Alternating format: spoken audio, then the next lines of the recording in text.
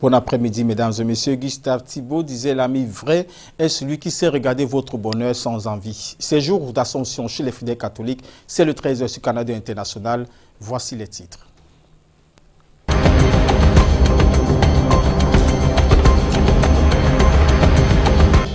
Fête de l'Assomption, les fidèles chrétiens catholiques célèbrent la montée de Marie, la mère de Jésus, mort sur la croix au ciel. Un moment très attendu par les chrétiens qui, dans ce journal, reviennent non seulement sur la symbolique de la montée de Marie au ciel, mais aussi les attentes nourries à cette occasion. Garoua, une fillette tuée et décapitée par ses bourreaux. La scène se passe au quartier Pays-Bas. Disparu depuis quelques jours, le corps de la petite sans vie a été découvert dans la fosse septique du voisin. Les détails de cet assassinat, c'est dans ce journal de 13h. Et puis en sport, Afrique Afro Basket 2019, les Lions indomptables éliminés de la compétition après 3 sorties de match de poule où elles essuient de grosses défaites.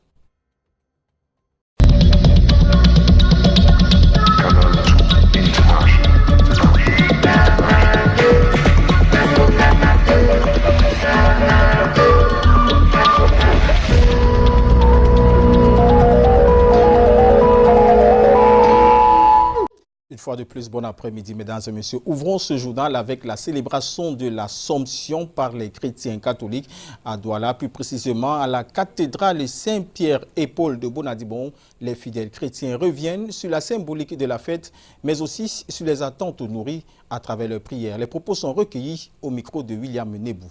Je suis venue à l'église parce que c'est la fête de l'Assomption pour implorer la grâce de la Vierge Marie pour mes études. Et je suis venue aussi pour prier pour Marie et Jésus, pour toute ma famille. Marie intercède pour nous auprès de son fils Jésus. Elle intercède pour nous, donc elle est comme une courroie de transmission pour nous. Quand on a besoin de quelque chose, on peut passer par elle pour que ça arrive à son fils. Ce que j'ai retenu principalement, c'est qu'à travers Marie, nous recevons notre sanctification qui vient de son fils. Et alors par cet acte-là, nous aussi nous devons aller à travers le monde, faire obtenir aux autres la sanctification, à travers notre façon de faire, notre façon d'être, à travers notre vie.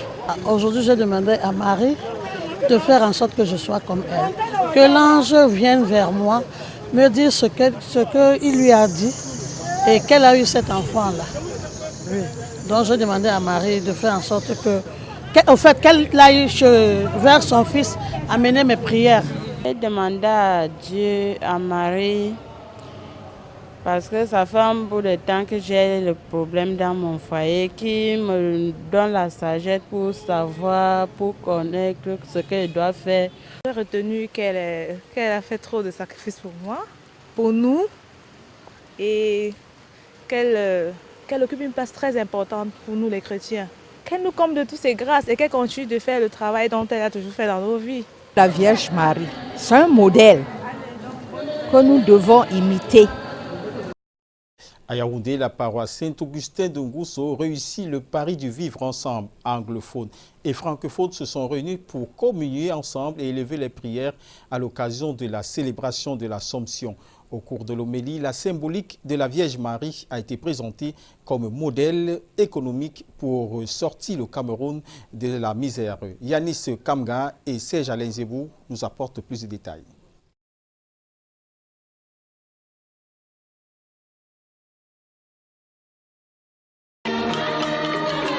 Une chapelle de culte. La paroisse Saint-Augustin de Ngousso à Yaoundé a réussi le pari du vivre ensemble ce matin d'Assomption. Simultanément se tiennent à 6 heures les cultes en français et en anglais. Chez les francophones, l'abbé Luc-Claude Mbarga articule son homélie autour du message universel des faits et dires de la bienheureuse Marie. Mais le prélat fait une emphase sur la Vierge Marie en tant que modèle économique. Célébrons l'Assomption de cette année 2019. J'ai voulu définir la Vierge Marie comme la mère économique.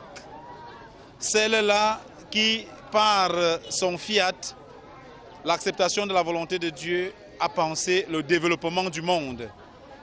Elle nous envoie donc un message fort, celui de devenir à sa suite des acteurs et des sujets économiques par la qualité de notre travail pour que nous puissions sortir de cette misère ambiante qui freine notre monde pour que le monde devienne un monde de prospérité. Il revient aussi sur la symbolique de cette fête religieuse pour le fidèle chrétien.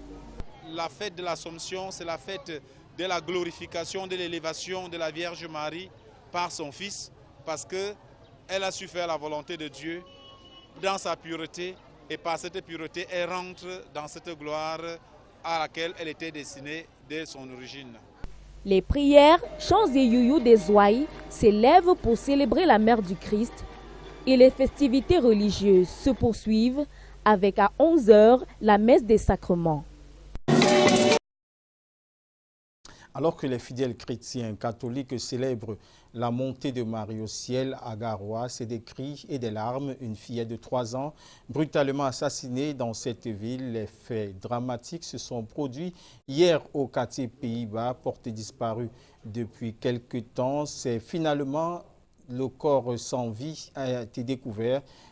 Cet enfant a été retrouvé dans la fosse septique du voisin avec des parties manquantes. Son sexe et ses yeux ont été littéralement coupés. Les trésors de cet assassinat brutal, c'est avec Yasser Trizotanon et Aïssa Toubouba.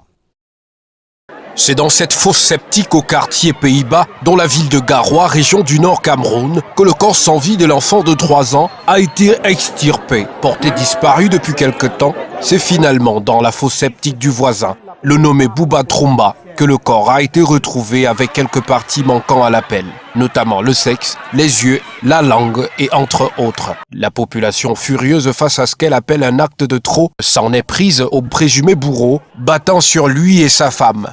Les premiers éléments de la gendarmerie envoyés sur place n'ont pas pu le sortir des griffes de la population qui menace de l'abattre. Il a fallu l'intervention des éléments du bataillon d'intervention rapide avec du gaz lacrymogène pour disperser la foule. Le père de l'enfant n'en revient toujours pas.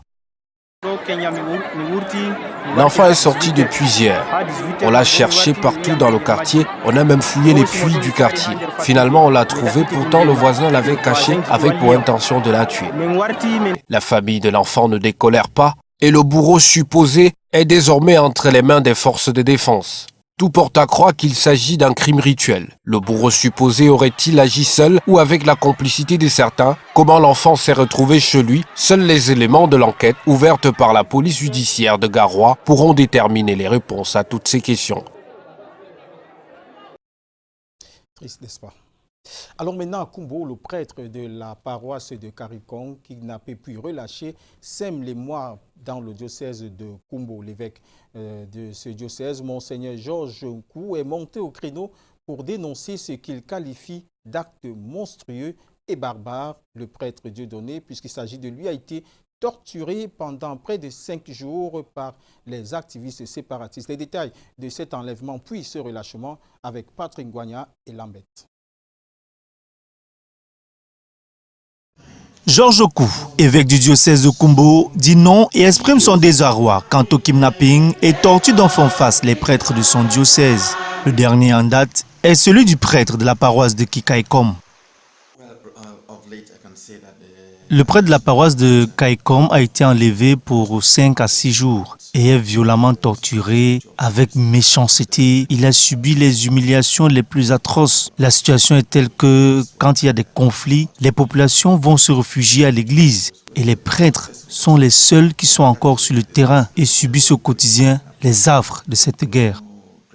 Le prélat qui a été enlevé, torturé puis relâché est actuellement sous soins intensifs à l'hôpital général de Chisom.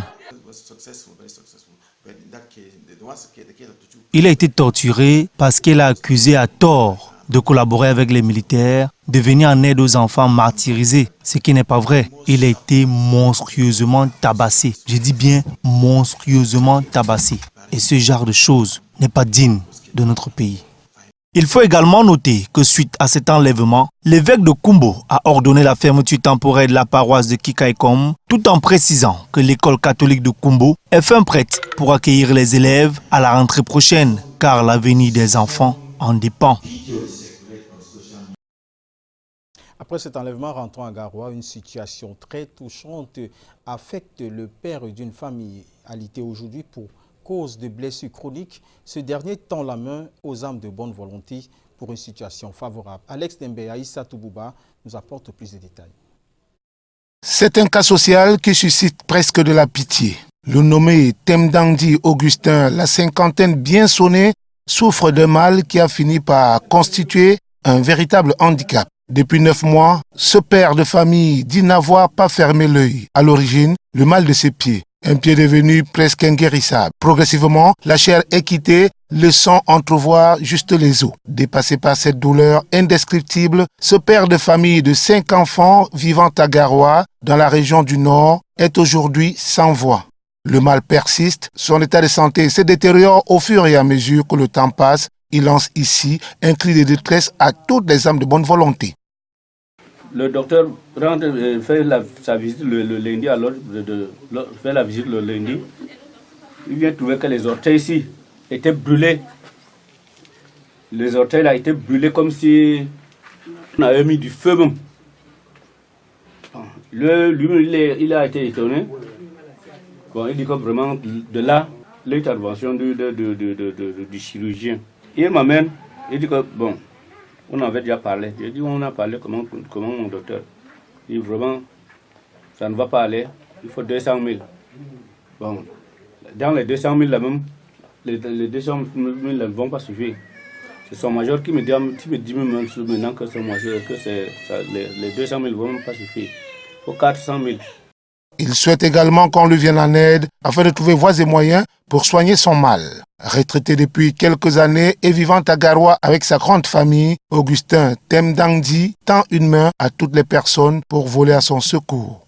Comme vous le voyez, son pied ne fait que s'empirer. Et en phase de putréfaction avancée, ça sèche. Vraiment, la famille est pauvre, la famille n'a rien. 9 mois déjà que cela dure et le bout du tunnel est visiblement loin et encore très loin. Poursuivons ce journal de l'information vraie de la mi-journée sur Canada International avec ce communiqué. Le gouvernement en mode d'explication des graves délestages constatés à Yaoundé depuis plus d'une semaine au cours d'une conférence conjointe ministre de la Communication, ministre de l'Eau et de l'Énergie et des directeurs généraux d'Eneof et de Sotratel. Comme vous pouvez le constater en image, les pouvoirs publics annoncent des mesures urgentes pour un retour à la normale dans la distribution de l'électricité à la fin du mois. Ceci passe par la réparation du poste de transformation de Mélène sinistré à l'heure actuelle et qui alimentait 28% de la capitale. Je vous propose des extraits du ministre de l'Eau et de l'Énergie, Gaston Elundou, au micro de Serge Alien Zébou.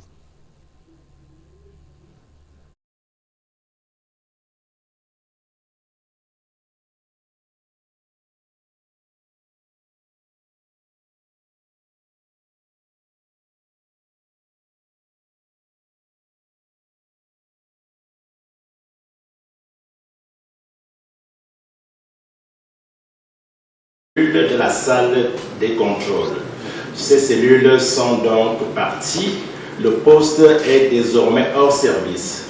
Cette salle, c'est pratiquement 15 départs qui constituent 28% des charges d'énergie de la ville de Yaoundé. Mesure immédiate. On a demandé à Eneo de procéder donc à la reprise de toutes ces charges, donc de tous ces départs, donc de tous ces ménages à partir des autres sources. Nous avons donc décidé de procéder et de manière rotative au retrait des lignes. C'est ce qu'on appelle le délestage. On est obligé de couper certains ménages, mais cela de manière rotative pour qu'il y ait plus d'équité. Ça, c'est vraiment des mesures immédiates. Les mesures urgentes, il faut reconstruire la salle des commandes. Eneo a commis 2 entreprises qui sont à pied d'œuvre pour, ne serait-ce de manière provisoire, installer ces 19 cellules et reprendre l'ensemble des 28% de ménages à partir du poste de Mélène. Les 2 entreprises qui ont été recrutées ont déjà fait les travaux préparatoires, donc elles sont sur le terrain et demandaient à peu près 2 semaines de travail. on a été un peu dur pour dire à Néo, c'est une semaine, pas plus. Vous allez travailler 24 heures sur 24. Comme vous le savez, mesdames et messieurs, la presse camerounaise est en deuil. Les obsèques de l'un des doyens des journalistes camerounais, Jean-Baptiste Sipa, sont en cours. Décédé le 10 juillet 2019, la mise en bière et la levée de corps sont ce jeudi dès 14 h à la garnison militaire de Bonandia-Douala. Suivra ensuite dès 20 h une messe et une veillée au domicile du défunt à PK14 au lieu d'antenne. Vendredi 16 août, c'est-à-dire demain, départ pour la dépouille pour Bayangam où il sera inhumé le lendemain samedi 17 août dès 9 h dans la concession familiale. Poursuivons ce journal avec le BUNEC, le Bureau national de l'état civil et Antenne du Nord à pied d'œuvre pour la mise à la disposition des jeunes des actes de naissance. La journée africaine de l'enregistrement des faits et des statistiques de l'état civil a permis à tous les acteurs de se mobiliser pour plus d'efficacité. Le compte rendu des travaux à Garoua, c'est dans cet élément signé Julio Trésor Tanon et Aïssa Toubouba. Salle des actes de la communauté urbaine de Garoua, théâtre de la célébration de la journée africaine de l'enregistrement des faits et des statistiques d'état civil. Les acteurs en charge des questions de statistiques sont à pied d'œuvre et mettent l'accent sur l'importance des données. Simplifier davantage pour que la population soit sensibilisée et que les déclarations des faits d'état civil, que ce soit les naissances, les mariages, les décès, deviennent automatiques et que le taux d'enregistrement puisse être relevé au niveau de la rue. Fidèle à sa mission, celle d'œuvrer à la promotion des actes d'état civil, le BUNEC, antenne régionale du Nord, a mis à la disposition de nombreux enfants de cette partie du pays des actes de naissance. Le représentant du gouverneur de la région du Nord, tout en soulignant l'engagement des pouvoirs publics à promouvoir les pièces d'état civil, note que seule l'implication de tous les acteurs peut permettre aux enfants d'avoir des actes de naissance en temps opportun. Ce ne sera plus à démontrer puisque vous-même vous l'allez constater. Je l'ai souligné dans mon propos qu'en réalité, le thème est assez évocateur et éloquent puisqu'il s'agit de protéger au-delà de l'inscription des naissances pour identifier des individus, de protéger les humains, la dignité humaine. Il s'agit aussi, au-delà de la protection de la dignité humaine, d'assurer une inclusion sociale. Donc nous n'avons pas à dire davantage que le thème lui-même, que l'importance de cet événement n'est plus à démontrer. Les officiers d'état civil, les parents et les autres acteurs impliqués sont invités à conjuguer leurs efforts pour que chaque enfant soit doté d'un acte de naissance. Parlons maintenant d'éducation. 140 jeunes appelés du service civique ont reçu le parchemin de fin de formation au lycée de Ngouaïkélé, c'est à Yaoundé, en présence du représentant du gouverneur du centre. Après un mois de formation, les jeunes appelés ont appris des notions comme celle du respect des emblèmes nationaux, les valeurs du secourisme, la protection de l'environnement et le vivre ensemble. Les détails avec Mariam Mazouf et Luc Vaudron.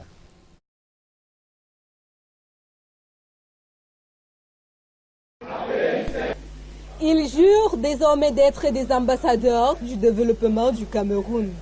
Eux, ce sont les appelés du service civique national de participation au développement. Ils sont au total 140 jeunes à avoir reçu des mains du représentant du gouverneur du centre leur parchemin de fin de formation. Ils doivent être des modèles. Vous savez comme moi que notre société, notamment notre jeunesse, traverse des moments difficiles avec tous ces mots qui la minent. Le but étant d'inculquer à ces jeunes le sens de la discipline, la tolérance, l'amour du travail bien fait pour une meilleure insertion socio-économique. Un mois de dur labeur, comme l'explique l'encadreur de ces appelés. Au début, l'adaptation, c'était vraiment pas facile. Mais avec le temps, les conseils de l'équipe d'encadrement, les enfants prennent.